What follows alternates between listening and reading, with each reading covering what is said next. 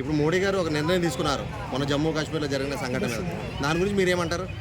వాళ్ళకి వాటర్ అనేది ఆపేయడం చాలా మంచిదన్న. ఎందుకంటే వాళ్ళు కూడా ఎట్లా అంటే ఫుడ్ తిని మన మీదకి అటాక్ చేస్తున్నారు. అది ఎంతవరకు కరెక్ట్? మనం ఎంత శాంతియుతంగా ఉన్నా కానీ ఇంకా రెచ్చగొడుతూనే ఉన్నారు. అసలు అమాయకమైన టూరిస్టులని పైన అటాక్ చేయాల్సినంత అవసరం అయితే లేదు. మీకు నిజంగా అటాక్ చేసే దమ్ముంటే రండి, ఆర్మీతో తలపడండి, ఏదైనా చూసుకున్నాం అంతవరకే. కానీ ఇప్పుడు మా ఇండియన్ టూరిజం దెబ్బతీసే పనిలోనే ఉన్నట్టే కదా టెర్రరిస్ట్, అంతే కదన్నా. అయితే ఇక్కడ మోడీ గారి మీద వ్యతిరేకతతో అంటే భర్తలను చంపి భార్యలకి లేడీస్కి వెళ్ళి మీ మోడీకి చెప్పుకోండి అంటవారు, దాన్ని మీరు ఏ విధంగా అనుకుంటున్నారు? వాళ్ళు కావాలని గెలుపుతున్నారన్న, సైలెంట్గా ఉన్న వాళ్ళని గెలుపుతున్నారు. ఈసారి అయితే ఖచ్చితంగా రివెంజ్ గట్టిగానే ఉంటుంది, నేను నమ్ముతున్నా. మన ఇండియా ఏమంత ఈజీగా అయితే వదలదు. ఫుల్ పవర్స్ అయితే ఇచ్చారు ఆర్మీకి ఆల్రెడీ, మనందరికీ తెలుసు. కాకపోతే ఏంటంటే కొన్ని మనకి రిస్ట్రిక్షన్స్ ఉన్నాయి కాబట్టి ఇంకా ఆలోచిస్తున్నారు, లేదంటే ఎప్పుడో మన వాళ్ళు అటాక్ చేసేటోళ్ళు. వాళ్ళు ఇంత ఘటన చేయడానికి కారణం అంటే మన ఇండియా నుంచి ఎవరైనా సపోర్ట్ చేసి ఉండొచ్చు అనుకుంటున్నారా? ఉంటుందన్న ఖచ్చితంగా. ఇప్పుడు ఇంటి దొంగని శివుడైనా పట్టుకోలే ఉంటారు కదా, అట్లా ఎవరో మన వాళ్ళు హెల్ప్ చేయొచ్చు. కాకపోతే చేసిన వాళ్ళు బయటికి లాగుతారు. ఇప్పుడైతే వచ్చిన వాళ్ళని కూడా అయితే ఈజీగా వదిలేరు. ఆల్రెడీ ఆ ఎవరెవరని గుర్తించడం అయితే జరిగింది కదా, నలుగురిని ఎవరైతే ఇంకా వాళ్ళని గుర్తించారంటే వాళ్ళ వేటలోనే ఉన్నారు, కొనసాగిస్తున్నారు. ఖచ్చితంగా వాళ్ళకైతే శిక్ష గట్టిగానే పడుతుంది, రివెంజ్ గట్టిగానే తీరుస్తారు మనం. అంటే ఆల్రెడీ కాల్పులు అయితే జరుగుతుంది, అందులో మన మిలిటరీ వాళ్ళు కూడా చనిపోతున్నారు అని చెప్పేసి అంటున్నారు కదా. నాకు ఖచ్చితంగా ఇప్పుడు యుద్ధం జరిగినప్పుడు ఎప్పుడు ఒక పెద్దోడు చిన్నోడు యుద్ధం చేసుకున్నా సరే ఎంతసేపు పెద్దోడే 4 దెబ్బలు కొట్టాడు, అటు నుంచి 1-2 తగులుతాయి. అట్లని మనోళ్ళు చనిపోతున్నారు అది అంటే కరెక్ట్ కాదు కదా. నెగిటివిటీని ఫస్ట్ స్ప్రెడ్ చేయడం మానేసేయండి. ఇండియా అంత ఈజీ దేశం కాదు, ఇండియా చాలా స్ట్రాంగ్ ఉంది. ఇప్పటికీ నేను బిలీవ్ చేస్తున్నా, చాలామంది నమ్ముతున్నారు. ఇప్పటికైనా ఏంటంటే శాంతియుతం అనే కొంచెం మనకు ఒక పదం ఉంది కాబట్టి మన వాళ్ళు ఇంకా వాడుతున్నారు కాబట్టి ఇక్కడ దాకా వాళ్ళు వచ్చారు, లేదంటే ఎప్పుడో వాళ్ళని ఫినిష్ చేసేటోళ్ళు.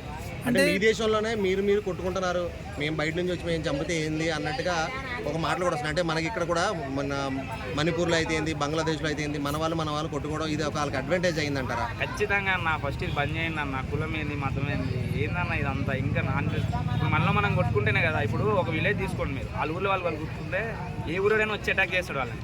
అదే వాళ్ళ ఊరు మొత్తం ఒకటి అయి ఉంటే పక్క ఊరు వచ్చి వాళ్ళ మీద చేయాలంటే భయం అవుతుంది, ఎందుకంటే వాళ్ళ ఊరు మొత్తం ఒకటి అవుతారు అవి మళ్ళీ వేరే అయితే సీన్ అని చెప్పి. అట్లా మనం ఇండియా మొత్తం ఒకటే అన్న. ప్లీజ్ అందరూ ఐక్యంగా ఉండండి. అండ్ మతాలు కులాలు అన్నీ వదిలేసండి. ఇప్పుడు జరిగింది ఇండియా పైన అటాక్ జరిగింది, నాట్ ఓన్లీ హిందువులు ముస్లిమ్స్ అని కాదు.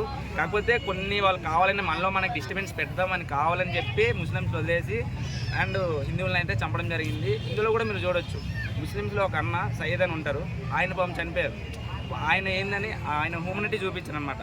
మా ఇండియన్స్ పైన అటాక్ జరుగుతుంది, నేను ఖచ్చితంగా ఒక భారతీయుల్లో స్పందించాలి కాబట్టి స్పందించని చెప్పి ఆయన చనిపోయాడు. వాళ్ళ అమ్మగారి మాటలు వింటే మీరు చాలా బాధపడతారు, ఆయన ఒక్కడే అంటారు.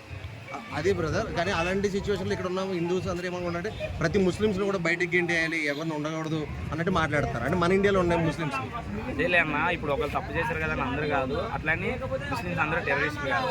ఇప్పుడు హైదరాబాద్ రండి, నేను హైదరాబాద్లో ఉంటున్నాను, చాలా మంచిగానే ఉంటాం, కలిసే ఉంటున్నాం. కాకపోతే కొన్ని దగ్గరలో అయితే జరుగుతాయి, కొంతమంది అయితే ఉన్నారు ముస్లిమ్స్ అందరూ చెడ్డాలని చెప్పాను, ముస్లిమ్స్ అందరూ మంచిదని చెప్పాను, అందులో నెగిటివిటీ కొంతమంది ఉంటున్నారు. వాళ్ళని గుర్తించి కొంచెం గట్టిగా యాక్షన్ తీసుకోండి. అంటే ఇప్పుడు మళ్ళీ ఇలాంటి రిపీట్ కావద్దు, వాళ్ళు అంత దారుణంగా రిలీజియన్ చూసుకుంటూ చంపారు కదా, వాళ్ళు ఇలాంటి రిపీట్ కావద్దు అంటే ఏం చేయాలనుకుంటున్నారు? నేను ఏం చెప్తున్నా బ్రదర్, రిలీజియన్ చూసుకొని కావాలనే చంపారు. ఎందుకంటే ఫస్ట్ వాళ్ళ టాపిక్ వదిలేసి మనలో మనం కొట్టుకొని చేస్తాం. ఫస్ట్ ఇప్పుడు టాపిక్ అయిపోయింది, ఏమని జమ్మూ కాశ్మీర్లో చంపేశారు. ఇప్పుడు కొత్తగా ఇండియాలో ఒకటి లేస్తుంది, ఏమని ముస్లిమ్స్ని వదిలేసి హిందువులను చంపారని చెప్పేసి. అది అందరిని చంపేస్తే మనందరం ఒకటై వాళ్ళ మీద అటాక్ చేయడానికి ఖచ్చితంగా ఇంకా వేరే ఉంటుంది కదా. అట్లా కాకుండా ఫస్ట్ వాళ్ళు సైడ్ ట్రాక్ చేయించడానికే వాళ్ళు ఒక ప్లాన్తో వచ్చి అట్లా చేసిరన్నమాట. అంటే ఇంకోటి ఏంటంటే ఇది వాక్ బోర్డ్ క్యాన్సిల్ చేయడం వల్ల ముస్లిమ్స్కి సపోర్ట్గా మేము ఉన్నాము అని చూపించాలి అని చేశారని చెప్పి కొంతమంది అంటున్నారు. వాళ్ళు ఎంత అసలు గట్టిగా మనం తలుచుకుంటే ఎంత ఒక రాష్ట్రం మంది ఉంటారు, కానీ కొన్ని మనకి ఏమంటారు అడ్డంకులు అయితే ఉన్నాయి. లైక్ ఐక్యరాజ్య సమితిలో కొన్ని ఉంటాయి, ఎట్లా పడితే అట్లా మనం డైరెక్ట్ యుద్ధం ప్రకటించలేము కదా. అందుకు మన వాళ్ళు కొంచెం ఆచితూచి అడుగులు వేస్తున్నారు అంతే తప్పితే వాక్ బోర్డ్ అనేది అది వేరే సపరేట్ టాపిక్ అన్న, దీన్ని అసలు ఇన్వాల్వ్ చేయకండి.